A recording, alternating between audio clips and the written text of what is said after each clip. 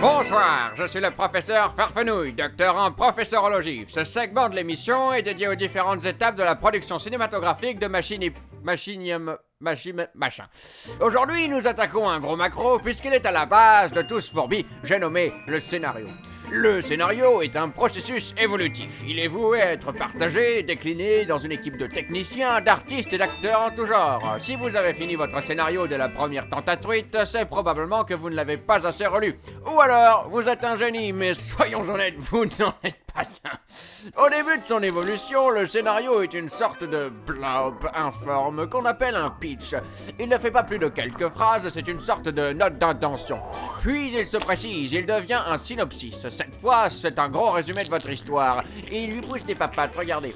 Enfin, on passe au traitement, ou résumé détaillé. Cette fois-ci, tout est là. Il prend en épaisseur et en couleur, et il parle à... Chassez-le, c'est démoniaque.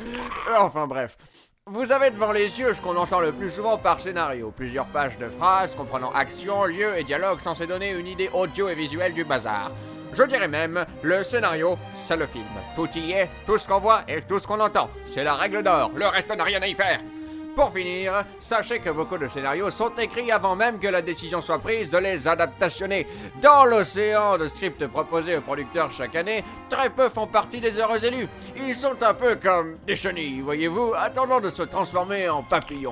On vous parle souvent des papillons, hein, mais ce que vous ignorez, c'est que la majorité des larves se font bouffer avant même d'atteindre ce stade. Alors si vous voulez avoir une chance de faire partie des grands, faites de bonnes chenilles. Vous aurez tout le temps de vous rater pendant la chrysalide, voire même de ne pas trouver votre femelle lors de votre courte fin de vie de voltige. Je suis le professeur en professorologie et je fais partie de votre jury. Oui,